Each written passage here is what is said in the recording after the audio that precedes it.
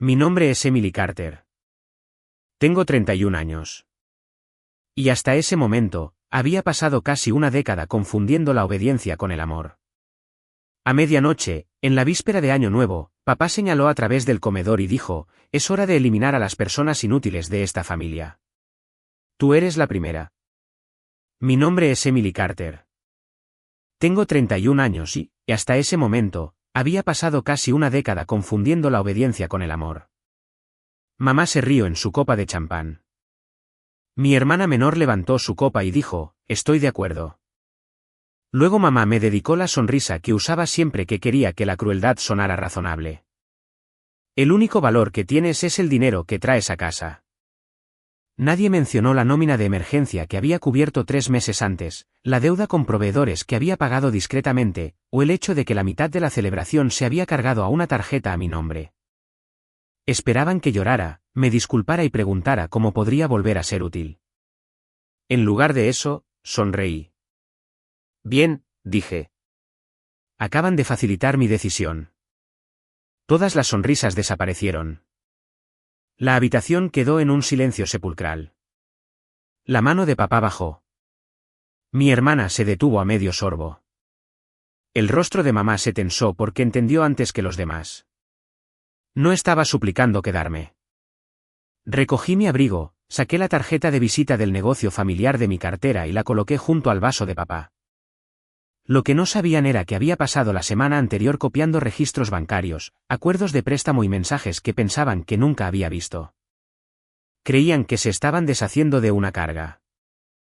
Al amanecer, se enterarían de que se habían deshecho de la persona que mantenía unida toda su historia financiera. Antes de contarles lo que papá dijo a continuación y lo que sucedió después de que me fui, díganme, ¿qué hora es donde están, desde dónde están viendo esto y cómo está el clima allí? Tengo curiosidad por ver hasta dónde viaja esta historia. Papá me siguió al pasillo antes de que llegara a la puerta principal. Su nombre era Richard Carter, y había pasado toda mi infancia tratando el volumen como una prueba. No seas dramática, espetó. Estamos teniendo una conversación familiar honesta. Detrás de él, mi madre, Linda, se cruzó de brazos como si la hubiera avergonzado al reaccionar a mi propia humillación. Mi hermana Ashley se quedó cerca de la mesa, todavía sosteniendo la copa que había levantado en mi contra. Tenía 27 años, ocupaba un vago puesto de operaciones en Carter Custom Interiors y nunca había recibido un cheque de pago tarde porque yo me había asegurado de que siempre hubiera dinero en la cuenta. Miré a papá y le hice una pregunta. ¿Estoy fuera de la familia o fue solo una broma? Él miró a mamá. Ninguno de los dos esperaba que exigiera claridad. Quizás un poco de distancia te enseñe gratitud, dijo. Bien. Abrí la puerta. Entonces la distancia empieza ahora. Conduje hasta un restaurante abierto 24 horas en lugar de ir directamente a casa. Mis manos temblaban, pero no estaba desconsolada como esperaban. Estaba furiosa por el tiempo que les había ayudado a construir la mentira de que me estaban apoyando. Carter Custom Interiors había sido una vez una respetada empresa de remodelación. Papá era talentoso con los clientes y terrible con el dinero. Hacía ofertas demasiado bajas en los proyectos, pagaba tarde a los proveedores y trataba cada mes rentable como un permiso para gastar. Mamá se encargaba de las relaciones comunitarias, lo que principalmente significaba almuerzos de caridad, clubes sociales y asegurarse de que todos en nuestro suburbio creyeran que el negocio prosperaba. Ashley se unió después de la universidad e inmediatamente se otorgó un título, un SV nuevo y una cuenta de gastos de la empresa. Yo había construido mi propia carrera en marketing. Empecé como redactora publicitaria junior, pasé a la estrategia de campañas y finalmente me convertí en gerente de cuentas en una agencia de tamaño mediano de Chicago. Cuando la empresa familiar casi no pudo pagar la nómina 3 años antes, papá me llamó llorando. Dijo que 12 empleados se irían a casa sin sus cheques y que las familias sufrirían. Transferí 20.000 esa misma tarde. Un mes después, hubo otra crisis, y luego otra. Al principio, los pagos eran informales. Con el tiempo, mi contador insistió en pagarés por escrito y un acuerdo de propiedad minoritaria. Papá se quejó de que el papeleo era frío, pero firmó porque necesitaba el dinero. Para esa víspera de Año Nuevo, había invertido 184.000 en la empresa, garantizado personalmente parte de su línea de crédito y pagado discretamente varios gastos cada vez que la cuenta del negocio bajaba demasiado. 6 semanas antes de la fiesta, mi agencia había eliminado mi departamento tras perder 2 clientes importantes. Recibí una indemnización por despido y tenía suficientes ahorros para vivir con cuidado durante más de un año. Le dije a mi familia que estaba decidiendo si unirme a otra agencia o construir algo por mi cuenta. Ellos oyeron solo una cosa. Mi salario se había detenido. Había habido señales de advertencia mucho antes de esa noche, pero me había entrenado para renombrarlas. Cuando papá pedía dinero, lo llamaba lealtad. Cuando mamá compartía mi salario con los parientes, lo llamaba orgullo. Cuando Ashley bromeaba diciendo que yo era el banco de respaldo de la familia, me reía porque admitir la verdad habría expuesto cuán condicional se había vuelto su afecto. Un ascenso significaba que podía cubrir una emergencia mayor. Una bonificación significaba que la empresa podía posponer otra factura vencida. Nadie me preguntó qué quería construir para mí. Las llamadas cambiaron de inmediato. Papá comenzó a preguntar cuándo me pondría seria. Mamá empezó a mencionar que Ashley nunca había estado desempleada. Ashley bromeó diciendo que me estaba tomando unas pequeñas vacaciones mientras todos los demás trabajaban. Ninguno de ellos reconoció que mi indemnización había cubierto su nómina de noviembre y el depósito para la fiesta de Año Nuevo. En el restaurante, abrí mi portátil y me conecté a todas las cuentas vinculadas a mí. Cancelé la tarjeta de empleado que Ashley había estado usando con mi crédito. Detuve la transferencia automática programada para el primer día hábil de enero. Envié un correo electrónico al contador externo de la empresa solicitando estados financieros completos, registros de accionistas y copias de todos los documentos de préstamos pendientes. Luego envié un aviso formal a papá y mamá. Con efecto inmediato, no proporcionaría fondos personales adicionales, no firmaría nuevas garantías y no aprobaría ningún uso de mi nombre o crédito. A las 12:47 de la noche, Ashley llamó. Dejé que sonara. A las 12:49, mamá envió un mensaje de texto: estás demostrando que tiene razón. A las 12:52, papá escribió: tu pequeño numerito podría perjudicar a empleados inocentes. Me quedé mirando esa frase durante mucho tiempo. Había encontrado la única arma que siempre había funcionado conmigo, la culpa disfrazada de responsabilidad. Casi devolví la llamada. Casi me disculpé y prometí mantener la nómina a salvo hasta encontrar una solución mejor. Entonces el contador respondió con un mensaje que me dejó helada. Dijo que había estado tratando de contactarme en privado durante varios días. Había llegado un paquete de refinanciación propuesto con mi nombre como garante. Aunque nunca había visto mi aprobación, se adjuntaba un borrador de resolución de la Junta que afirmaba que yo había aceptado ignorar mis acciones como garantía. Lo leí 2 veces, y luego una tercera. La firma debajo de mi nombre se parecía lo suficiente como para engañar a alguien que solo la hubiera visto una vez. No era mía. Ese fue el momento en que la historia cambió. Hasta entonces, había creído que mi familia era cruel, privilegiada y financieramente dependiente de mí. Ahora, sabía que alguien había intentado que mi dependencia fuera permanente. La refinanciación habría consolidado las deudas vencidas de la empresa en un préstamo mayor, garantizado en parte por mi propiedad y mi garantía personal. Si el negocio fracasaba, ellos podrían desentenderse de la empresa mientras el prestamista venía a por mí. Reenvié todo a una abogada de negocios llamada Caroline Reed, a quien mi contador me recomendó. También descargué años de correos electrónicos, mensajes de texto, transferencias y acuerdos firmados. ¿Qué harías si las personas que te llaman una carga hubieran construido silenciosamente su supervivencia en torno a tu crédito? Aún no tenía una respuesta, pero mientras el cielo comenzaba a clarear fuera de las ventanas del restaurante, me hice una promesa. No los rescataría de las consecuencias de lo que habían elegido. Caroline me llamó a las 9 de la mañana siguiente. Me dijo que no acusara a nadie públicamente, que no firmara nada y que no borrara ni un solo mensaje. También explicó que la resolución falsificada podría ser más que una disputa familiar. Podría exponer a quien la preparó o la presentó a responsabilidad civil y posiblemente a una investigación penal. Las palabras me revolvieron el estómago. No había imaginado abogados, contadores forenses o una firma copiada por alguien que me había visto firmar tarjetas de cumpleaños durante años. Papá me convocó a una reunión familiar 2 días después. La redacción fue deliberada. No preguntó si podía ir. Envió una hora como si yo todavía fuera una empleada esperando instrucciones. Caroline me aconsejó que asistiera solo si me sentía segura, que grabara la conversación donde fuera legalmente permitido y que evitara revelar cuánto sabía. Llegué con mi teléfono grabando en el bolsillo de mi abrigo y copias de mi acuerdo de propiedad guardadas en otro lugar. Papá se sentó a la cabecera de la mesa del comedor. Mamá estaba a su lado con la expresión herida que usaba antes de culparme por herirla.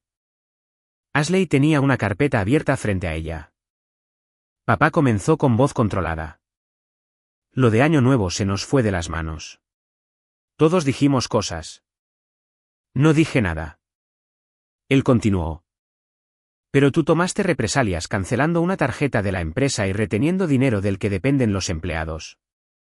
Ahí estaba de nuevo, la transformación de mis límites en un ataque. Deslizó un documento hacia mí. Era un acuerdo de refinanciación revisado. Firma esto y podremos dejar atrás toda esta noche desagradable. No toqué el bolígrafo. ¿Por qué el prestamista cree que ya aprobé la primera versión? Los ojos de Ashley se dirigieron a papá. Los dedos de mamá se apretaron alrededor de su taza de café. Papá se reclinó. El papeleo preliminar se vuelve complicado. Nadie falsificó nada. Yo no usé esa palabra. El ambiente en la habitación cambió. Ashley cerró la carpeta. La voz de papá se endureció. Estás tratando de destruir a esta familia porque te hirieron los sentimientos. No, dije. Me niego a dejar que esta familia me destruya porque dejé de pagar. Mamá intervino. Me recordó cuánto habían sacrificado cuando yo era joven, ropa para la escuela, ortodoncia, visitas a universidades, un techo sobre mi cabeza. Enumeró la crianza básica como si cada artículo fuera un préstamo a punto de vencer. Luego Ashley dijo la frase que finalmente despojó cualquier duda restante. Ni siquiera necesitas las acciones. Nunca trabajas aquí. Devuélvelas y deja de fingir que construiste la empresa de papá. Le pregunté quién preparó la resolución de la Junta. Dijo que no lo sabía. Le pregunté por qué su nombre aparecía en los metadatos del documento como la última editora. Su rostro quedó vacío. Papá se levantó tan rápido que su silla raspó el suelo. Nos has estado espiando. La acusación era casi impresionante. Habían creado un documento falso usando mi nombre, y sin embargo, la intrusa era yo por descubrirlo. Mantuve la voz firme. Les doy una oportunidad para retirar la solicitud de refinanciación, corregir el registro con el prestamista y proporcionar los libros completos de la empresa a mi abogada. Papá se rió. ¿Tu abogada? Escúchate. Pierdes un trabajo y de repente juegas a ser empresaria. Anunció que si me negaba a firmar, le diría a nuestros parientes que había abandonado a los empleados y robado fondos de la empresa. Mamá dijo que la gente ya sabía que yo era inestable después de haber sido despedida. Ashley agregó que tenía contactos en marketing y que podía asegurarse de que las agencias oyeran lo poco fiable que era. Sus amenazas surgieron con demasiada facilidad. Eso me dijo que las habían discutido antes de que yo llegara. Me levanté y me abotoné el abrigo. Papá señaló la silla. Siéntate. No hemos terminado. Sí, hemos terminado. Miré a cada uno de ellos. No vuelvan a usar mi nombre, firma, crédito o dinero. Comuníquense a través de Caroline. Mamá me siguió hasta la entrada y me agarró del brazo. No con la fuerza suficiente para herirme, pero sí para recordarme que todavía creía que el acceso a mí era su derecho. Después de todo lo que hicimos por ti, ¿cómo puedes castigarnos así? Me solté. No los estoy castigando. Les estoy impidiendo que me hagan pagar. Su versión se extendió rápidamente porque era simple. Una hija desempleada se había vuelto amargada y vengativa. La verdad implicaba contratos, garantías, gastos ocultos y años de presión disfrazados de deber familiar. Aún así, algunos parientes me contactaron en privado. Un tío admitió que papá le había pedido dinero prestado y nunca se lo devolvió. Un ex empleado dijo que Ashley había ordenado al personal que ocultara cargos personales durante las revisiones mensuales. Sus mensajes no me consolaron, pero confirmaron que no estaba imaginando un patrón. Esa misma noche, la campaña de desprestigio había comenzado. Una tía llamó para preguntar por qué estaba tratando de arruinar a mi padre. Un primo envió una captura de pantalla de la publicación de Ashley que afirmaba que un pariente celoso no identificado había saboteado un pequeño negocio familiar después de que se le ofreciera ayuda. Papá envió un correo electrónico a varios empleados y me copió, diciendo que la financiación había sido interrumpida por la venganza personal de una accionista minoritaria. Esperaba que la vergüenza me hiciera volver a la mesa. En cambio, envié cada mensaje a Caroline. El contador conservó los archivos originales de la refinanciación. El prestamista detuvo la solicitud y abrió una revisión interna. También me enteré de que la empresa tenía suficientes cuentas por cobrar para cubrir la nómina si papá cobraba las facturas vencidas y detenía los gastos discrecionales. Ningún empleado inocente necesitaba mi transferencia de emergencia. La crisis existía porque papá prefería mi dinero a su propia responsabilidad. Esa noche, escuché la grabación una vez. Sus voces sonaban más tranquilas de lo que recordaba, lo que de alguna manera empeoraba las amenazas. Quería llamar a papá y preguntarle si alguna vez me había amado más allá de lo que yo podía proporcionar. Pero algunas preguntas son trampas. Las personas que se benefician de tu confusión rara vez dan respuestas que te liberan. Así que dejé de preguntar por qué lo habían hecho y empecé a preguntar qué necesitaba hacer a continuación. La respuesta era simple: irme antes de que encontraran otra forma de convertir mi vida en una garantía. Había estado viviendo en el apartamento sobre el garaje de mis padres desde mi despido porque insistieron en que me ayudaría a ahorrar dinero. En realidad, pagaba el alquiler, cubría los servicios públicos y permanecía lo suficientemente cerca como para resolver cada emergencia. Después de la reunión familiar, las habitaciones se sentían menos como una vivienda temporal y más como un puesto de vigilancia. Mamá entraba sin llamar. Papá comprobaba si mi coche estaba fuera. Ashley comenzó a aparecer para buscar propiedad de la empresa, aunque nunca pudo identificar a qué se refería. Firmé un contrato de arrendamiento para un pequeño apartamento de un dormitorio en el lado norte de Chicago. No era glamuroso, pero el alquiler se ajustaba a mi presupuesto de indemnización. El edificio era seguro y el escritorio junto a la ventana podía convertirse en una oficina. Mientras empacaba, los objetos cotidianos abrían puertas a recuerdos más antiguos. Una taza desportillada me recordó la mañana en que papá elogió mi primer ascenso y luego me pidió 5.000 antes de que terminara el desayuno.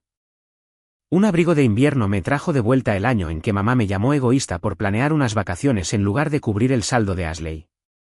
También había habido cenas cálidas y afecto genuino.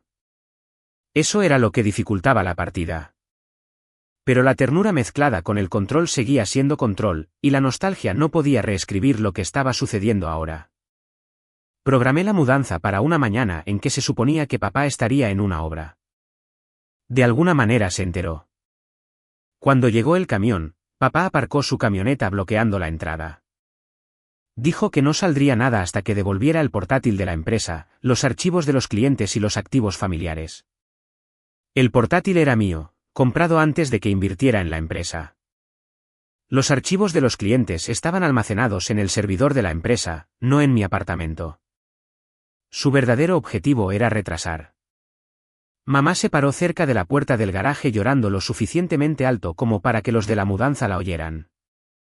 Ashley me filmaba con su teléfono y narraba que estaba robando a nuestros padres.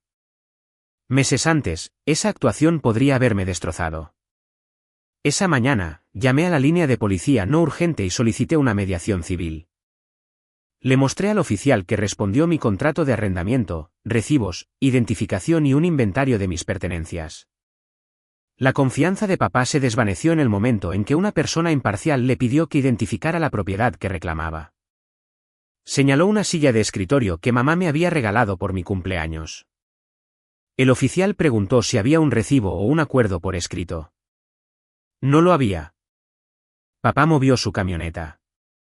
Mientras los de la mudanza cargaban las cajas, encontré una última sorpresa. Mi archivador cerrado con llave había sido forzado. Faltaba la carpeta que contenía mi acuerdo de accionista original. No confronté a nadie. Fotografié la cerradura dañada y le envié un mensaje de texto a Caroline. Ella ya tenía una copia certificada del contador, así que robar la mía no cambiaba nada legalmente. Emocionalmente, lo cambió todo. Alguien en esa casa había buscado en mis papeles privados, se había llevado un documento y esperaba que yo dudara de mí misma cuando desapareciera. Saqué la última caja. Mamá se interpuso en mi camino y susurró: «Vas a arrepentirte de humillar a tu padre». ¿Se arrepintió él de humillarme? Ella desvió la mirada. Esa fue su respuesta. En mi nuevo apartamento, desempaqué solo lo esencial: ropa, platos, equipo de trabajo y una fotografía enmarcada de mi abuela, la única persona de la familia que me había animado a construir una vida que nadie pudiera controlar. Cambié todas las contraseñas, congelé mi crédito, añadí alertas de fraude, redirigí el correo y bloqueé a mi familia en las redes sociales. No bloqueé el correo electrónico porque Caroline quería un registro escrito de cualquier amenaza o solicitud financiera. Al día siguiente, envió notificaciones formales al prestamista y a la empresa. No renovaría mi garantía personal cuando la línea de crédito venciera en 90 días. No estaba exigiendo el pago anticipado del préstamo, ni embargando activos, ni interfiriendo en las operaciones. Simplemente me negaba a prometer mi futuro por deudas que no controlaba. La distinción importaba. La venganza no era destruir su negocio. La venganza era dejar que el negocio se mantuviera sin usar mi cuerpo como andamio. Papá respondió con una sola frase: «Si la empresa fracasa, será por tu culpa». Imprimí el correo electrónico y lo coloqué en una carpeta etiquetada como evidencia. Luego me senté en el suelo de mi apartamento casi vacío y lloré, no porque quisiera volver, sino porque irse no borraba el amor que una vez había esperado ganar. La libertad puede sentirse como un duelo antes de sentirse como paz. Me permití una noche para llorar por la familia que creía tener. A la mañana siguiente, monté mi escritorio, abrí mi portátil y comencé a construir la vida que me habían dicho que era incapaz de crear. La independencia no me transformó de la noche a la mañana. Me dio responsabilidad sin testigos. Nadie aplaudió cuando recorté gastos y a nadie más se le podía culpar cuando una propuesta era rechazada. Tenía suficientes ahorros para los gastos básicos, así que nunca tuve que fingir que me moría de hambre. La verdadera presión era el calendario. Cada mes sin ingresos estables reducía mis opciones. Mi amigo de la universidad, Daniel Ortiz, se convirtió en la primera persona a la que le conté toda la historia. Daniel había construido un pequeño estudio de desarrollo web después de dejar a un socio comercial controlador, así que entendía la diferencia entre el ánimo y el rescate. No se ofreció a resolver mi vida.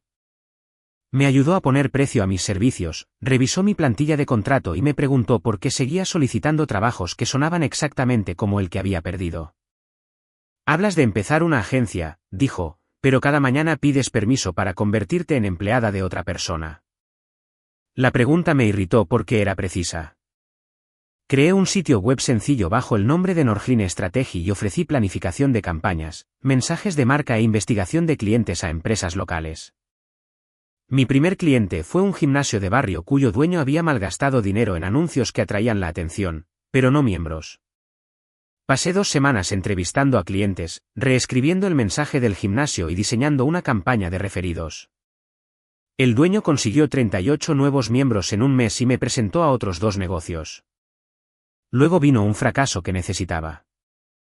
Un grupo de restaurantes me contrató para un lanzamiento, cambió el alcance 3 veces, rechazó cada concepto y retrasó el pago. Mi familia me había entrenado para responder al conflicto trabajando más duro de forma gratuita. Casi lo hago de nuevo. En lugar de eso, hice cumplir el contrato que Daniel me había ayudado a escribir. El cliente pagó la tarifa de cancelación. Perdí el proyecto pero conservé mi dignidad, y esa lección valió más que la factura. No todas las semanas avanzaban. Un mes, 2 clientes retrasaron el pago. Mi portátil falló durante un plazo y una propuesta en la que había invertido 40 horas fue a parar a una agencia más grande. El pánico hizo que la dependencia pareciera atractiva por un momento. Consideré responder a mamá y preguntar si mi antigua habitación estaba disponible. Luego recordé el acuerdo desaparecido y la firma falsa. Volver no sería un refugio. Sería una rendición con muebles familiares. Usé mi fondo de emergencia, negocié planes de pago y seguí trabajando. Mientras tanto, los correos electrónicos de casa se volvían cada vez más desesperados. Papá primero pidió un puente temporal de 30.000. Como no respondí, mamá escribió que un empleado iba a tener un bebé. Ashley afirmó que los proveedores se negaban a hacer entregas porque yo había dañado la reputación de la empresa. Los informes del contador contaban una historia diferente. Papá no había cobrado casi 90.000 en pagos de clientes atrasados. Ashley había cargado estancias en hoteles de lujo, muebles de diseño para su apartamento y un fin de semana de cumpleaños al negocio. Los eventos comunitarios de mamá habían consumido miles mientras que las primas de seguros esenciales no se pagaban. Autorice al contador a proporcionar a la Junta un plan de recuperación de efectivo por escrito, cobrar las cuentas por cobrar, vender el SV extra, suspender los beneficios de los accionistas y reducir los gastos no esenciales. No envié dinero. Papá rechazó el plan por considerarlo una falta de respeto. 2 semanas después, despidió a 3 empleados junior mientras Ashley conservaba su título, vehículo y cuenta de gastos. Esa decisión borró el último rastro de culpa que sentía por negarles otro rescate. La historia pública de la familia también se volvió más fea. Ashley publicó que yo había robado información confidencial de clientes para iniciar Norgine. Papá les dijo a los proveedores que yo había congelado las cuentas de la empresa, lo cual era falso. Mamá llamó a mis antiguos compañeros de trabajo y me describió como emocionalmente inestable. Caroline envió una carta de cese y desistimiento respaldada por registros que demostraban que los clientes de Norgine no tenían conexión con Carter Custom Interiors. La mayoría de la gente se habría detenido. Ashley publicó una fotografía de la carta con un emoji de risa y escribió: "La verdad pone nerviosa a la gente culpable". Ese error se volvió importante más tarde. Durante los siguientes 4 meses, trabajé sin anunciar cada victoria. Norgine creció de un cliente a 7. Me asocié con Daniel en proyectos que requerían desarrollo web y contraté a un diseñador freelance en lugar de fingir que podía hacerlo todo sola. Asistí a eventos de la industria no para fingir confianza, sino para practicarla. En un taller conocí a Vanessa Cole, una directora de marketing regional conocida por reconstruir marcas minoristas en dificultades. Desafió mis ideas, me recomendó libros y finalmente me invitó a presentar una propuesta para una cadena de tiendas de artículos para el hogar independientes. El proyecto podría cambiar mi negocio. Pero preparar la presentación me obligó a enfrentar un viejo miedo. ¿Y si mi familia tenía razón y mi valor provenía solo del dinero que producía? Reescribí la propuesta 3 veces antes de darme cuenta de que todavía estaba tratando de demostrar mi valía a personas que no estaban en la sala.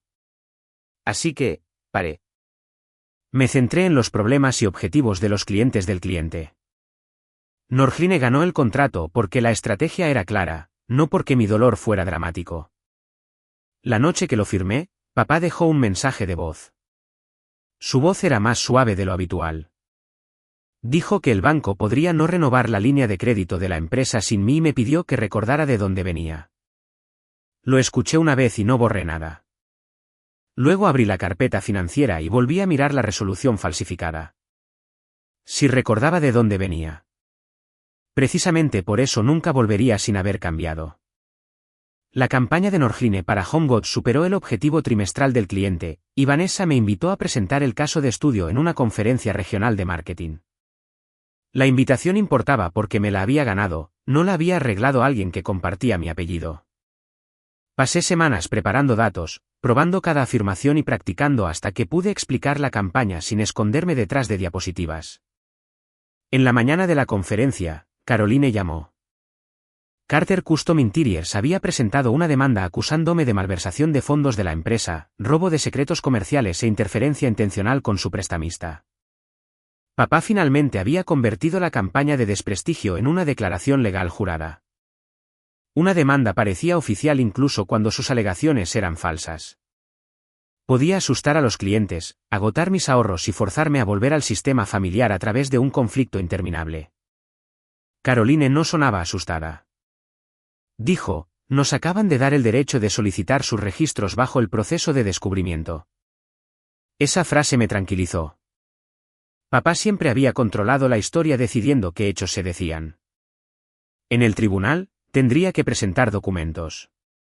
Respondimos a la demanda y presentamos reconvenciones relacionadas con la resolución falsificada, el uso no autorizado de mi identidad, el incumplimiento del acuerdo de accionistas y la difamación.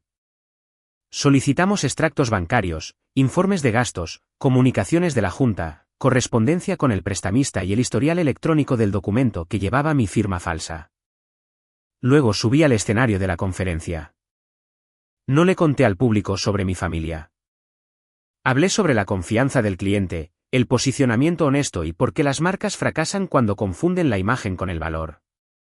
La ironía no se me escapó. Durante años, mis padres habían invertido en la apariencia de éxito mientras yo financiaba la maquinaria detrás de él. Norgline tuvo éxito porque finalmente había aprendido la lección opuesta. La credibilidad tiene que estar respaldada por la realidad. Después de la presentación, los dueños de negocios hicieron fila para hacer preguntas. 2 solicitaron propuestas. Una publicación del sector me pidió una entrevista sobre la campaña. Debería haberme sentido victoriosa, pero la demanda permanecía como una piedra en mi pecho. El éxito no hizo desaparecer el miedo. Me dio algo que valía la pena proteger de él. El descubrimiento comenzó un mes después. El contador forense descubrió que Ashley había creado la resolución falsa de la Junta usando una plantilla de una financiación anterior. Los metadatos mostraron que ella editó mi nombre en el documento. Un correo electrónico de papá le indicaba que lo hiciera parecer rutinario para que el prestamista no me contactara antes de las fiestas. Mamá había escrito: Emily firmará una vez que se dé cuenta de que no podemos sobrevivir de otra manera. Habían planeado presentar la solicitud completada como una emergencia irreversible y avergonzarme para que la aceptara. Los registros también destruyeron su afirmación de que yo había robado dinero. Cada transferencia se movió en la dirección opuesta, de mí a la empresa. El negocio me debía el capital y los intereses bajo pagarés firmados. Mientras tanto, papá había usado fondos de la empresa para reparaciones de propiedades personales. Mamá había cargado eventos sociales no relacionados con el desarrollo del negocio, y los gastos de Ashley eran peores de lo que el contador había visto inicialmente. En 2 años, había gastado más de 60.000 en viajes, ropa, restaurantes y pagos a un consultor que resultó ser su novio. La evidencia también reveló cuán cuidadosamente habían manejado las apariencias. Los mensajes internos mostraban a mamá instruyendo a papá sobre qué decirles a los empleados mientras Ashley redactaba publicaciones en redes sociales antes de que el prestamista los contactara. Estaban construyendo un registro público en el que yo me convertía en la responsable de cada consecuencia de sus gastos. Eso dolió más que los insultos impulsivos de la víspera de Año Nuevo. Sin embargo, la planificación que empeoró la traición también la hizo demostrable. Fechas, archivos adjuntos, revisiones y asientos bancarios convirtieron años de negación en hechos que nadie podía descartar como un malentendido. Cuando su abogado revisó la evidencia, el tono cambió. Papá dejó de enviar insultos y comenzó a enviar súplicas. Mamá escribió que las familias no deberían exponer los errores de los demás. Ashley eliminó sus publicaciones, incluida la fotografía de la carta de Caroline, pero las capturas de pantalla y los registros de la plataforma las conservaron. El prestamista completó su revisión y se negó a renovar la línea de crédito bajo la gestión existente. No actuó porque yo exigiera un castigo. Actuó porque la empresa había presentado documentos poco fiables, tenía obligaciones vencidas y ocultaba gastos personales. Los proveedores endurecieron las condiciones. Un cliente importante canceló un contrato tras repetidos retrasos. Papá intentó culparme públicamente, pero sus propios correos electrónicos ahora existían en un archivo legal. ¿Expondrías la verdad si hacerlo significara ver a las personas que una vez amaste perder todo lo construido sobre tu silencio? Luché con esa pregunta. Caroline me recordó que un acuerdo seguía siendo posible, pero solo si se desestimaban las falsas acusaciones y se abordaba el daño financiero. Estuve de acuerdo. No necesitaba la cárcel, la humillación o un espectáculo público. Necesitaba que mi nombre quedara limpio, que se reconociera mi inversión y que su acceso a mi futuro se cerrara permanentemente. Rechazaron la primera oferta de acuerdo porque requería una retractación por escrito. 3 semanas después de que el banco programara una venta de equipos del negocio para asegurar la deuda, pidieron la oferta de vuelta. La mediación final tuvo lugar 11 meses después de esa víspera de Año Nuevo. Papá llegó con un traje que le quedaba holgado. Mamá llevaba una carpeta de fotografías familiares como si los recuerdos de la infancia fueran evidencia. Ashley no me miraba. Carter Custom Interiors había dejado de operar bajo el control de papá. El banco había vendido varios vehículos y piezas de equipo. Los proyectos restantes se habían transferido a otro contratista, y la familia había puesto su propiedad de vacaciones en el mercado para cubrir obligaciones. Ashley había perdido su puesto y estaba siendo perseguida por la empresa por gastos no autorizados. Su círculo social no se había desvanecido porque yo contara una historia dramática. Se había reducido porque los proveedores, empleados y parientes finalmente compararon lo que mi familia había dicho con lo que los registros probaban. Su abogado presentó un acuerdo. Desestimarían todas las reclamaciones en mi contra, reconocerían los préstamos, me devolverían parte de lo que se me debía con los ingresos de la venta de activos y firmarían una declaración retractándose de las acusaciones de que había robado dinero o sabotearon la empresa. Papá y Ashley también aceptarían la responsabilidad por presentar la resolución falsa. Si bien acepté no buscar daños civiles adicionales más allá del reembolso negociado, el prestamista y las autoridades pertinentes tomarían sus propias decisiones.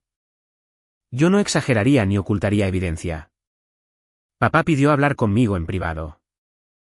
Caroline permaneció cerca. Conseguiste lo que querías, dijo. La empresa ya no existe. Lo miré y me di cuenta de que todavía creía que las consecuencias tenían que pertenecer a otra persona. Quería que dejaras de usar mi nombre y mi dinero. Podrías haberla salvado. La salvé repetidamente. Usaste cada rescate para evitar cambiar. Mamá abrió su carpeta y extendió fotografías sobre la mesa. Cumpleaños, graduaciones, mañanas de Navidad. Nada de esto importa. Importa, dije. Por eso lo que hicieron dolió, pero los buenos recuerdos no autorizan el mal comportamiento. Ashley finalmente habló. Dijo que había editado la resolución porque papá le dijo que la empresa colapsaría y porque asumió que yo finalmente estaría de acuerdo. Creí que tenía miedo. También creí que el miedo no borraba la elección. Se había burlado de mí, amenazado mi carrera, gastado el dinero de la empresa y ayudado a convertir una falsificación en una palanca. No necesitaba odiarla para negarle la absolución. Firmaron. La retractación escrita fue enviada a empleados, parientes, proveedores y a todos los que habían recibido las acusaciones originales. No me llamaba heroína. Simplemente declaraba la verdad. Yo había invertido fondos personales sustanciales, no había robado información o dinero de la empresa, y había declinado legalmente más garantías después de que un documento no autorizado usara mi firma. Esa simple declaración les costó más orgullo que cualquier insulto que yo pudiera haber proferido. Mi reembolso fue menor que la cantidad total que había invertido, pero fue suficiente para eliminar el último lazo financiero entre nosotros. Usé parte de él para expandir Norgine y creé una pequeña subvención de emergencia para trabajadores que dejan negocios familiares coercitivos. Daniel se convirtió en mi socio digital a largo plazo. Vanessa se unió a mi junta asesora y contraté a 2 empleados, incluido uno que había sido despedido cuando papá protegió los privilegios de Ashley. El acuerdo no reparó nuestra relación, y me negué a fingir que el papeleo podía crear remordimiento. Mamá enviaba tarjetas navideñas sin abordar lo que sucedió. Ashley ofreció una disculpa centrada principalmente en lo asustada que había estado. Papá alternaba entre el silencio y mensajes sobre oportunidades que podríamos buscar como familia. Respondía solo cuando era necesario y nunca discutía sobre dinero. Los límites se sentían repetitivos porque tenían que repetirse a personas que trataban cada excepción como un permiso. Gradualmente, sus mensajes se hicieron menos frecuentes. La distancia no fue dramática, pero fue honesta. Un año después del anuncio de medianoche, pasé la víspera de Año Nuevo en mi propia oficina con amigos y colegas. A las 11:58, apareció un correo electrónico de papá. Escribió que esperaba que pudiéramos empezar de nuevo y me preguntó si le ayudaría a financiar una empresa más pequeña. Casi me reí. Luego sentí algo más tranquilo, certeza. Respondí. Espero que reconstruyas tu vida de manera responsable. No la financiaré, ni la garantizaré, ni trabajaré en ella. Cualquier relación personal requeriría tiempo, responsabilidad y respeto sin acceso a mi dinero. A medianoche, no levanté una copa por su caída. La levanté por el límite que me había salvado. La venganza no era hacer sufrir a mi familia por rechazarme. Era negarme a seguir sufriendo para que ellos pudieran permanecer cómodos. Me llamaron inútil cuando creían que siempre pagaría por el privilegio de pertenecer. Al final, perdieron el negocio, la reputación y el control que habían protegido con mi silencio. Yo perdí la ilusión de que el amor tenía que ser comprado. Y eso fue lo más valioso por lo que dejé de pagar. Entonces, dime honestamente, si tu familia se disculpara solo después de que el dinero desapareciera, ¿los perdonarías o mantendrías la puerta cerrada hasta que sus acciones finalmente coincidieran con sus palabras? Esperamos que esta historia ficticia te haya traído emoción, tensión en un final significativo. Todo en este vídeo fue creado solo para el entretenimiento y la reflexión educativa. Historias como esta nos recuerdan que la venganza no siempre es ruidosa o dramática. A veces, la venganza más satisfactoria es volverse tranquilo, exitoso y completamente inalcanzable para las personas que una vez intentaron quebrantarte. Gracias.